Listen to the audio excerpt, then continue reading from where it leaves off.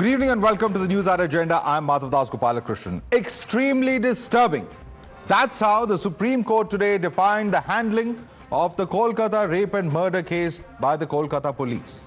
The apex court was hearing the case after taking suo motu cognizance of the crime, questioning the sequence and the timing of legal formalities conducted by the police. The Supreme Court bench said it was very surprising that the post-mortem of the deceased was conducted on August 9 between 6:10 p.m. to 7:10 p.m., much before the registration of the case as unnatural death, in complete violation of the due process. Solicitor General Tushar Mehta, appearing for the CBI, told the top court that the most shocking fact is that the FIR was registered at 11:45 p.m. after the postgraduate medic was cremated. During this hearing, the CBI also told the court that the crime scene had been altered and that there was a cover-up. The top court wrapped the Kolkata police with Justice J.B. Pardiwala, who was also part of the bench, saying that he hasn't seen such discrepancies in criminal procedure in his 30-year career. One thing, therefore, which is very clear is that the cordoning off and the preservation of the crime scene takes place after the post-mortem report is conducted. This is what the GD entry itself says. Mr. Sibal. Yeah. Just tell us from your record at what time the post-mortem was performed. 6:10 to 7:10 p.m. In the evening? Yes. Correct? Correct. Yes. When you are taking the dead body Yes. for the purpose of performing post-mortem, Yes. is it a case of unnatural death or not? If it is not a case of unnatural death, why do you have to perform the post-mortem? We categorically reaffirm that peaceful protests Yes. shall not be disturbed, nor shall peaceful protest shall not be disturbed or disrupted, and the state shall not take any action against those who are protesting against who are peacefully protesting. That's correct. Against the incident which took place at Ivory Coast Medical College. And even as the Supreme Court expressed shock at the way Kolkata police handled the case, TMC not only defended the Kolkata police, but also questioned the investigation being done by the CBI. कि fake news के ऊपर social media में क्या चल रहा है उसके ऊपर सवाल मत कीजिए. सवाल करना है तो हमारा पास ओरिजिनल रिपोर्ट है.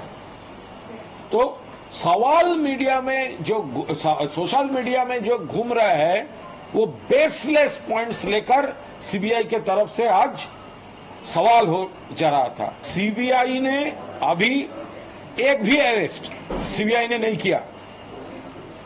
वो सिर्फ कंफ्यूज कर रहा है, टाइम किलिंग कर रहा है और कोर्ट में जाकर वो कंफ्यूजन क्रिएट कर रहा है. You're watching the News Hour at 10, debate number 1 on Times Now, Super Prime Time.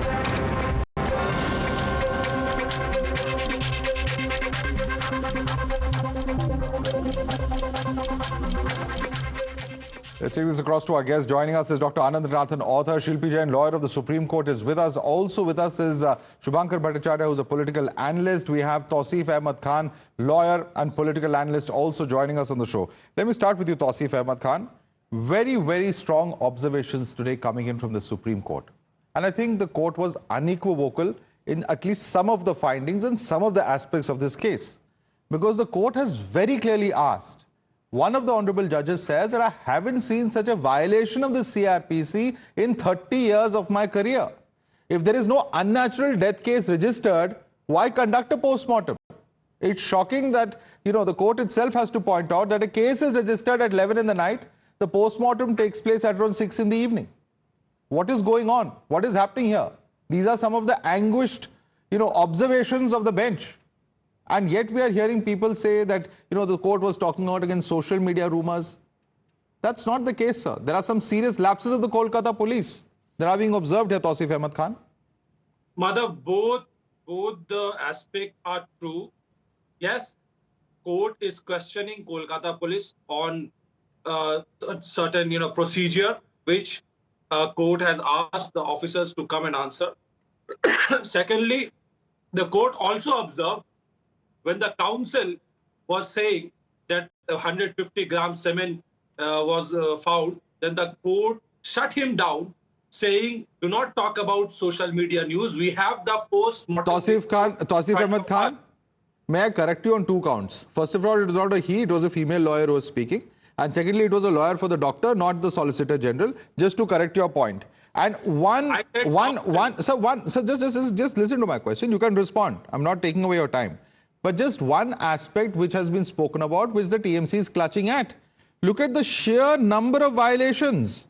There could have been tampering with the crime scene. Why was the crime scene not cordoned off? Why was it cordoned off only after the post-mortem in the night? Why was there a delay? The question that I asked you earlier about the unnatural death being registered only late in the night when the FIR was lodged and the post-mortem has taken place earlier. To us, it appears some pages were inserted here. Give us a hard copy of the case diary. Now, these are very, very serious procedural lapses, which the Supreme Court is pointing out. Leave aside what's happening on social media, sir. Tell us about Kolkata police. Why has it failed the people of West Bengal and particularly this young student? Madhav, these were the same set of questions that even the High Court had asked when the PIL was first taken up in the High Court, and the counsel who was appearing for the state, for the Kolkata police, had given the details to the court, point by point, hour by hour detail. In the Supreme Court also, the same question is asked and Supreme Court refused to hear it from the counsel. Supreme Court said that the officer will come and answer it. And within due course of time, officer will appear before the court and answer it. But what was another factor before the court? And the court openly requested the doctors' community to withdraw the strike. They may continue with the protest, but the patients in the hospital who are suffering because of the Tausif, please, today on national television, I will only request you, end of the day, the doctors strike, the patients suffering, all these might be valid concerns. The bigger burning issue, which has incensed citizens, is the handling of this case, which is really the key issue and the key takeaway here. I don't think in the recent past, there has been such strong observations in any case that have come in from the apex court. Dr. Ranganathan is raising his hand. Dr. Ranganathan, the court also spoke about the doctor strike. The court also spoke about fake news on social media. But does that take away from the observations on the administration on the Kolkata police? Good evening, Madhav, and good evening to my fellow panelists. I have briefly 2 points to make. I'm afraid, with due respect to everyone, including the Supreme Court, we are missing the woods for the trees and we have fallen into this trap. Blaming the police is one thing. Why are we blaming the police?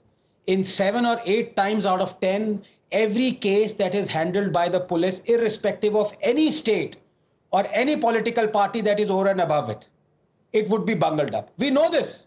35,000 rapes happen in this country every year, and a lot of them are bungled by the investigative agencies, the police. It's a fact.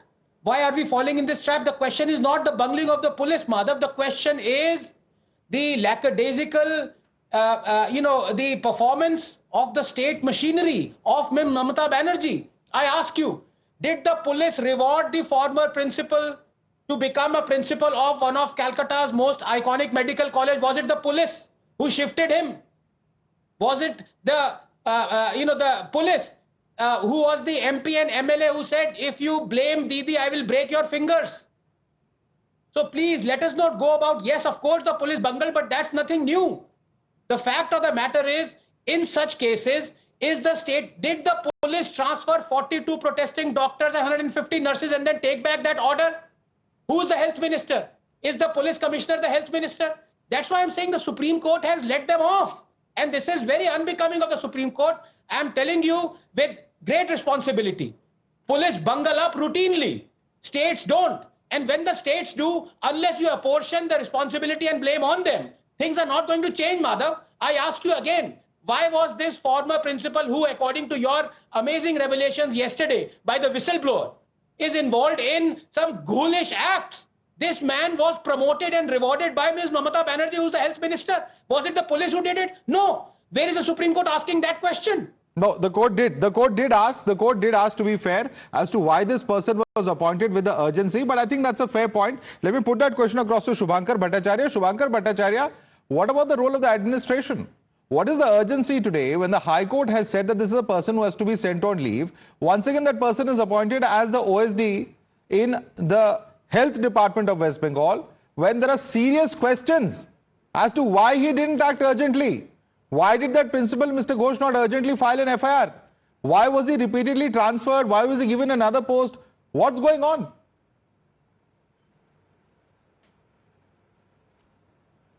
Madhav, now to begin with, I'd just start with saying, there are two kind of people on a panel.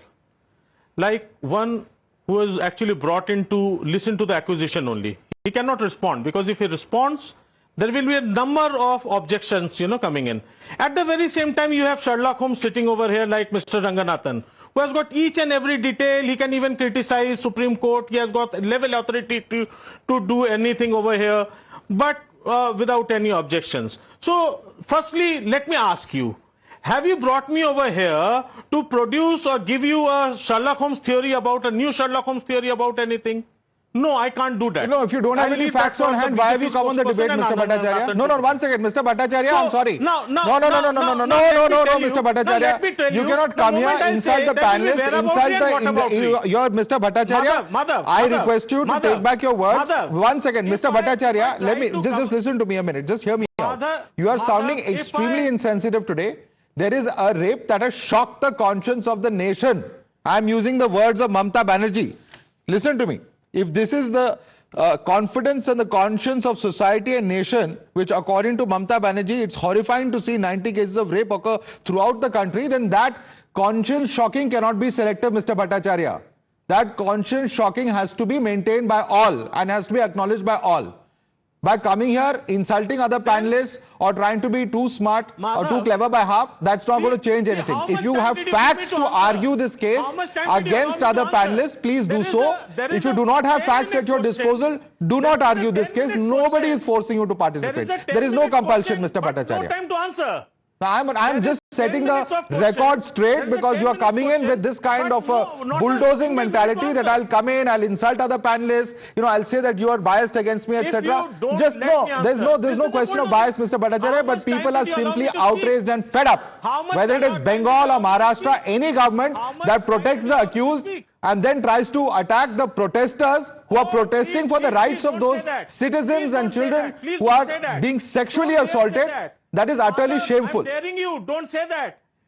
Madhav, don't say that. Madhav, on your own channel, I'm just daring you, don't say that. Because you cannot put any Sherlock Holmes theory behind the rape of a three-year-old girl over there in Maharashtra. Mr. Bhattacharya, you don't watch this channel enough. Please go back and watch yesterday's show at 9 o'clock. And please don't make unfounded, ridiculous allegations on national television. All right, Mr. Bhattacharya? Do you have anything to argue as far as this particular case and the questions that we are asking you is concerned? Why was the government protecting Mr. Ghosh? Can you tell us? Why?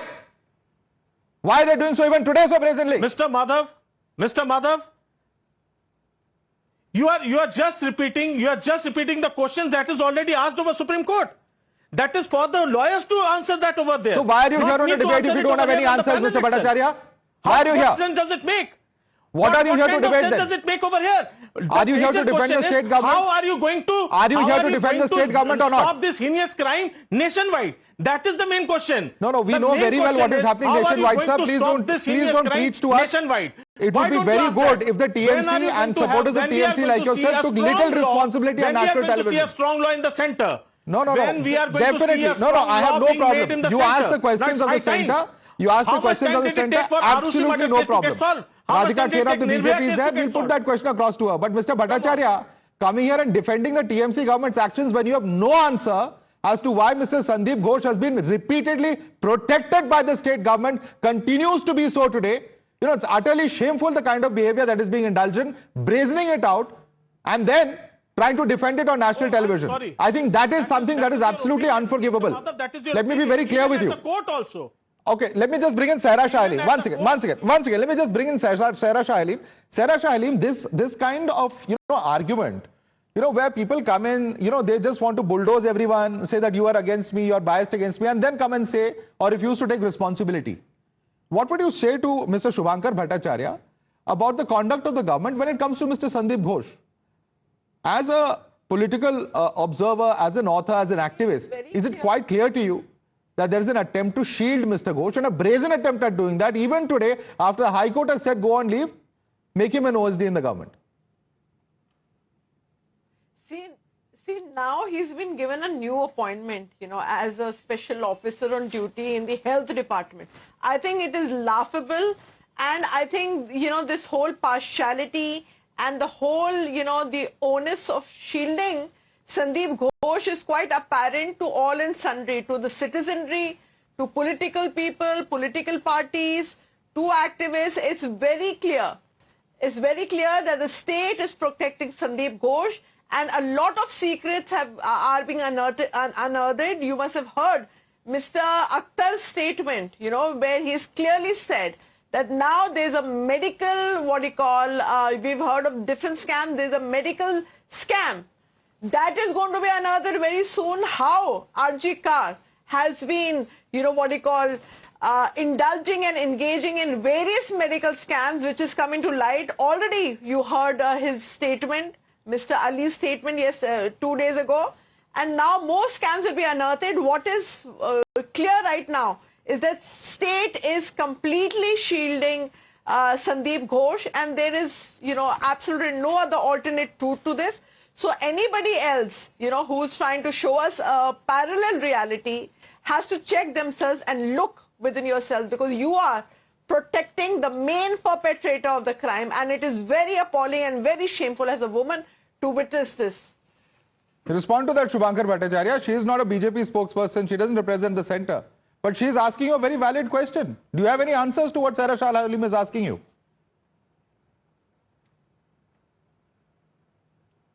See, number one, Mr. Ghosh is not a direct, he's not a direct offender, right? Even the court has agreed he might not be a direct offender.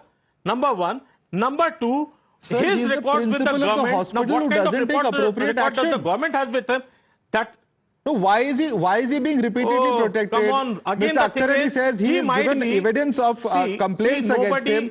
Yet he is reinstated. Complaint is not filed on time, and you're saying he's not got any role in this case. Supreme Court is also wrong according to you. I'm just giving you a stand. Madhav, I'm just giving you a stand. Madhav, I'm just giving you a stand, a government's perspective, and that is, even the court said that yes, you cannot, he's not the, the direct accused in the case. He didn't, he was not involved with the main accused. So, of course, he's not the direct offender. Yes, you are saying that there has been some lapses.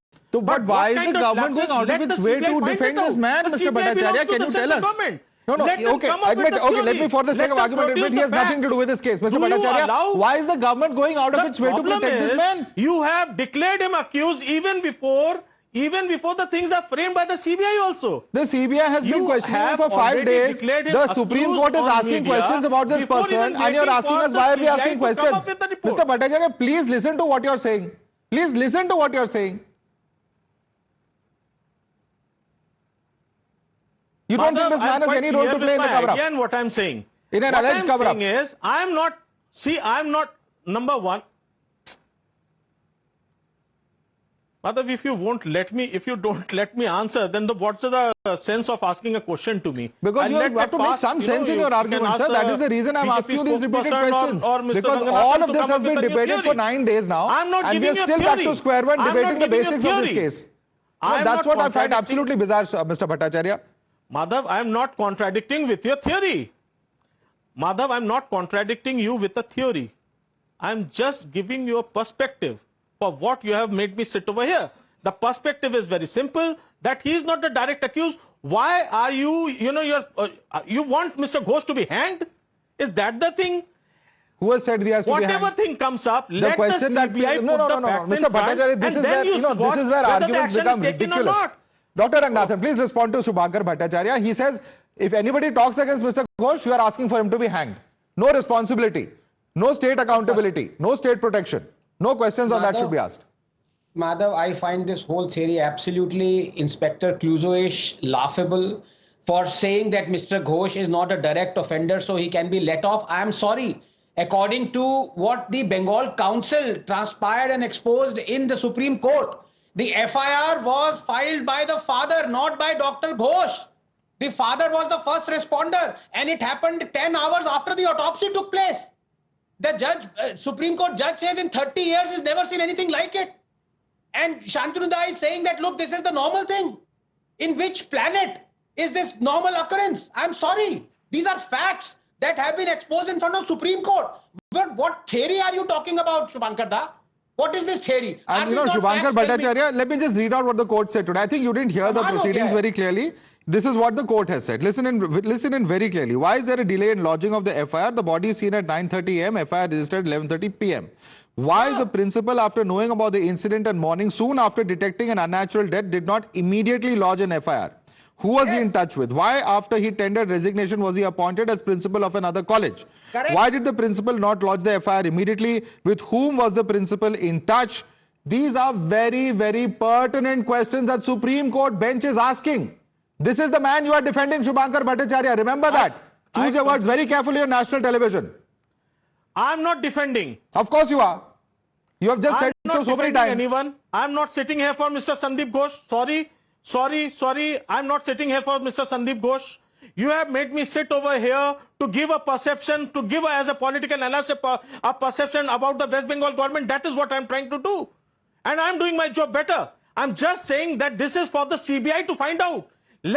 These questions, the fact has to be brought down by the CBI. Because but you've not been able to answer why the West Bengal government is protecting him, sir. You've not been able to answer why the West Bengal government is protecting him. Don't let me finish. Let me bring in Radhika Khera. Radhika Khera, this is all for the CBI to do. West Bengal government, whatever it may have been done, let it be brushed under the carpet. We'll figure out what happens in the court. Pretty much that's what Shubhankar is saying.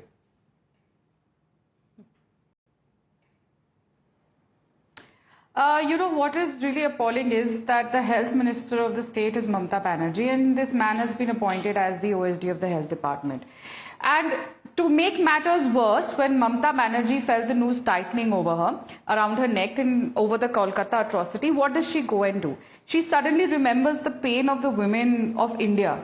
And we have this lady, the chief minister of, a helpless chief minister of Kolkata, of West Bengal, who says that she has to come out and protest against her own self. She writes a letter to the Prime Minister today, and she talks about the rapes that are happening throughout the country. She does not talk about how she has gone around to protect one man. One man. The entire government is out to protect one man. The entire India Alliance has kept mum because they are together with Mamata Banerjee to protect that one man. Why are they protecting that one man? Why is he being reinstated time and again? And it's not the first time. It has happened regularly, right from the time he was transferred to Murshidabad, brought back here. He can get people transferred within 2 days. A new principal appointed, he gets him transferred in 2 days. Why is Mamata Banerjee always helping him? And see the audacity of the lawyer, Mr. Kapil Sibal, who belongs to Samajwadi Party, who's out here to help him. He is laughing in court. The court had to come down on him and in very, very strong words said that this is not a matter of laughing, Mr. Sibal. A girl has died. This is a rape case. And the lawyer representing them was laughing, Kapil Sibal, a leader of the India Alliance, a very senior lawyer, laughing in court over this issue. He had no answers. Why the government, why the college did not file an FIR. And it's shocking the things that are coming out, that an autopsy was done without an FIR. I mean, I'm at a loss of words, literally. I don't know whether I should be angry or I should be sad, but because it is not only for the women of Kolkata or West Bengal. This affects every woman in every single state in the country. Because if people are saved like this, people who commit such crimes will say, "Hamare piche to kisi ka haath hai, we can get away with anything." We will know some Radhika, there is one question I have to ask you though, because here you have Mamata Banerjee has written a letter to the Prime Minister, and she says that exemplary punishment against the persons involved in such dastardly crimes should be there, and there needs to be a stringent central legislation. There also needs to be setting up a fast-track special courts for speedy trial in such cases should be considered in the proposed legislation to ensure quick justice. Such trial should be preferably completed within 15 days. This is what the Chief Minister has written to the Prime Minister. Is that something the centre is going to implement? Because people are quite fed up. Our entire criminal judicial system I'm not even passing judgment of whether people are 15 fed days up. as a I proposal agree. is practical or not. But people are really fed up. Mamata Banerjee and her government may have done many wrongs. I'm not going to defend those. But this is something that people are also looking at the center for. What are we going to do from here on? See this. The centre will bring in laws. What is going to happen after that? You heard the Prime Minister on 15th August when he requested every single state government, irrespective of who is in power over there, to ensure that the laws are implemented, to ensure action is taken. Here Mamata Banerjee is shirking off from her responsibilities. She should have also written, there should be a law against those chief ministers who come out outrightly to protect the people, like Sandeep Ghosh. What law is there against those people who are protecting people like Sandeep Ghosh? And she is the same chief minister, the only woman chief minister in the country. You remember the Suzette case? She went on to question the character of the girl. Shameful how Mamata Banerjee behaves. When she is caught in her own web, she will question the character of the woman. When she is caught in her own web, she will write letters to the Prime Minister. The woman, a chief minister, a home minister of the state, a health minister of the state had to go and protest against herself. Okay. Do you see how helpless she is? That is certainly, that's not the only comment. In fact, Mr. Udyan Guha's comment is very well known. The kind of breaking fingers kind of statement coming in from a sitting minister. Absolutely shocking. Insensitive comments that have come in past as far as Park Street is concerned. Arka Naak. Respond to that, because repeatedly not only are those who are accused questions being raised as to why the state government is shielding them, but why make these controversial comments at a time when people are so incensed about the brutality of a crime that has taken place? What kind of political insistence is this where you refuse to concede that something wrong has happened? Well, firstly, I would make it very clear that wrong has happened and there is nothing to hide or nothing to deny it. Secondly, which is an important and pertinent question which we should all ask, is that what is the progress of the investigation? Because from the date of the crime and registering of the FIR and everything till today, there is only one arrest. No other person has been arrested or taken into custody. The High Court, while directing CBI, made it a very clear point that the CBI, and there are two consecutive decisions. First decision was with the rape and murder. Thereafter, there was a decision so far as the vandalism in RG Kaur is concerned. The CBI had all free hand to go ahead and investigate into any angle they wanted. Not a single government officer or not a single hospital staff has been taken into task till now. And so far as shielding the Dr. Sandeep Ghosh and things are concerned, I would make it a very clear point that the law is even for the worst of the criminals. So even if I take that Sandeep Ghosh is the worst of the persons, he has a disciplinary proceedings and a government rules to be adhered to. So no person can be put down because the media or the social media... Sir, what are you saying on national television? We are questioning the urgency with giving him appointments. We are questioning why on a day when the court says send him on leave, does he have to be appointed as OSD? What is the logic in that? Important question to you. I have a very important question to you. There is more than... No, answer my question first here. I'm not sitting here to take your questions. As the representative of a political party, can you account for why the TMC government is so insistent on appointing this individual in repeated posts? What's so special about Mr. Sandeep Ghosh, Mr. Naak? Any action against... No, what's so special about Mr. Sandeep Ghosh? Please explain to us. The CBI officers have taken... Sir, you can question the CBI officers all you want. The questions today that have been posed by the Supreme Court, Mr. Naak, please listen. Please listen now. Please listen now, because yesterday, once Mr. Naak, you remember what you said yesterday on national television on this very show? Do you remember? Yes. Do you remember? Yes, absolutely. And do you know what the Supreme Court has said today? The Supreme Court has not said anything with regard to tampering of that was a question that was yes. in my hand. Yes. So let me just read out to you what the Supreme Court has observed today. In fact, let's just first play out what Mr. Naak said yesterday. Do we have the clip? Does it contain... 1 second. Let me ask my producers, do we have the clip? All right. We have a clip of what you said yesterday. Let's just show our viewers the hypocrisy and the kind of defense that is being put forth. This is exactly what's happening. Let's listen in. Without saying that the police did a wonderful job, I would like to say that the police had a hard job, on that particular day because there was protest in a lot of places. Are you serious? Contamination of crime scenes, suppression of evidence. Supreme Court is saying this and you are actually saying that I don't want to say wonderful job. They had a difficult job. Into all that. For a planned event. What was the intelligence department doing, sir? Don't make false comments. Let me educate you here on national television. What was the principal doing? Critical pledge. We want CBI to file a status report by Thursday. You know who said all that? Mr. Nag, for your kind information, and I'm quoting what the Supreme Court has said today. Why was the crime scene cordoned off only after the post-mortem in the night? Why was there a delay? There was tampering with the crime scene. Exactly the same words yesterday we were discussing, at least today. Have the temerity to apologize to the nation for misleading people. Which paragraph of this order, Madhav? Which paragraph? Sir, it is an observation of the Supreme Court. Don't get technical with me. The Supreme Court is asking the same questions of the Kolkata police and the West Bengal government. Have some shame, Mr. Nag. Have some shame. Have some shame.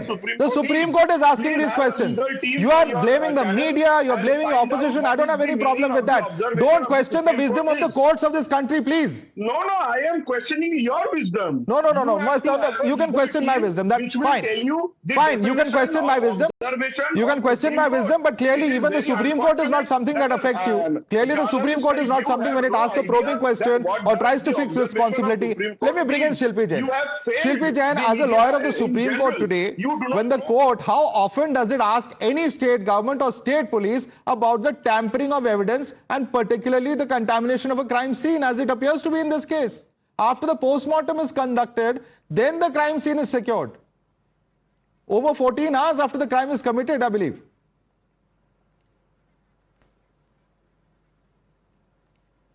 It's more than 10 years since Nirbhay and we are back to square one. In fact, even more under more grave circumstances. After Nirbhay, some amendments were made in law and one of them is very relevant today.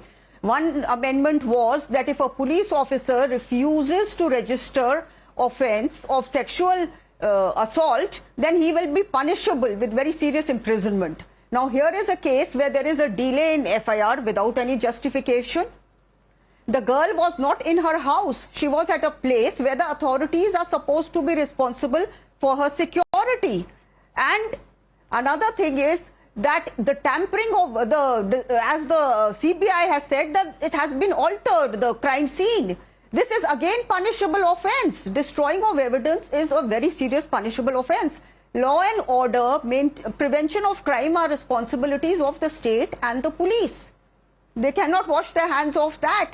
Now, leave alone prevention, here is a doctor who on duty has been raped and the authorities, instead of standing answerable, the principal, instead of filing a complaint immediately and swinging into action, he is today undergoing a lie detection test. Is that what it has come to? And the top cop has a lot to answer for. Why was the FIR not registered? It should have been registered suo motu by the police itself. There are lots of lacunas, and going forward, I will say the lesson to be learnt is that till the implementation of the laws becomes proper, there is absolutely going to be no improvement. We amend the laws after Nirbhay, laws are in place, there is punishment for the erring cops, but I have not seen a case where, and even now, despite that provision, the cops repeatedly do not register FIRs even after a case of Ma'am, leave alone accountability. Here someone is refusing to accept there was any contamination of the crime scene. Somebody is refusing to accept that there is any evidence that has been destroyed. That's what Mr. Nag just said. What would you like to say to him? No, the CBI has said this, and it's not what an individual says. It's based on evidence and it is punishable. The fact is that neither the police wants to take responsibility nor the state. They know there is a delay in registration of FIR. There is very, very shoddy handling of the entire case, but the box doesn't stop at anyone. It keeps getting passed on to possibly the heavens. So I think it's only proper that the Supreme Court has taken it in their supervision and dealt with it the way it ought to be. But why did it come to this? Such a absolute heinous dereliction crime, of duty is all and one can instead say. of the There are state people still machinery defending the swinging actions of the state government in this particular case. And, you know, there are many hands going up, gentlemen. All right, Mr. Nag wants to quickly respond to you. Mr. Nag, do you have anything to say? Here you have a Supreme Court lawyer saying exactly the same thing. No.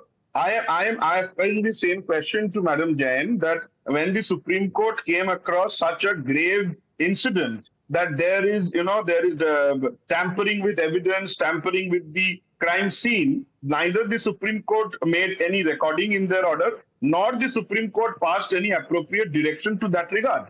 I am asking myself that why did the Supreme Court restrict itself to that effect? The Supreme Court could have said so, because it is the highest court. The Chief Justice of India was Sir, they are there, summoning a Kolkata police officer because they say nobody knows anything. Effectively, what they are saying is that none of the police officers or the government representatives know anything. They have said that. I am telling you, Madhav, you know that the Supreme Court did not record that in their order, right? Neither passed any direction to that effect. So that doesn't take away from their observations. How does that take away? They make a ton of observations, sir, and these observations are what we are discussing. You do not go ahead and speak anything you want about the Supreme Court. I am taking an Sir, we are reporting the proceedings factually. The court, we are not selectively interpreting it unlike you. We are not selectively interpreting what the court is saying. Dr. Ranganathan, no, this is the first time I am hearing that the court has not passed this in its order, therefore you should not discuss it. There's obiter dicta that has been debated multiple times and there are very serious questions over here. Mr. Nag is in complete denial. He was in denial yesterday. He's in denial today also. Madhav, let's keep it very simple. As I said in the beginning, it's not about the police. We are digressing. It is about the health minister of Bengal. And I have two simple questions for the health minister. If anybody of the TMC spokespersons or supporters have the guts, let them answer this. Number one, why did the health minister, Ms. Mamata Banerjee, promote the former principal of Car Medical College to Calcutta National Medical College instead of sending him on leave, like the High Court did? And number two, why did she rescind on her order that transferred 42 doctors and 150 nurses who were protesting? Why did she take back that order? These are two simple questions. If you have the guts, if you're not rattled, answer it. Answer it, Mr. Nag. Do you have any response? Well, first of all, I believe Dr. Ranganathan has to buy a book on the disciplinary proceedings of the West Bengal, because there was no promotion. I know there is a very notion that there is a promotion, but there is no promotion. It was nobody is saying a promotion, sir. Who's saying it's a promotion? The fact that the person is being protected. Own channel, own show. Why are you not interested in your own show? Dr. Ranganathan just said he was promoted. And second point is that so far as, what Dr. Ranganathan said, that he's been shielded or he has not been acted upon, that is not the point. There was a transfer order which was passed, and the chief minister, the moment it was brought to her notice, it was brought back.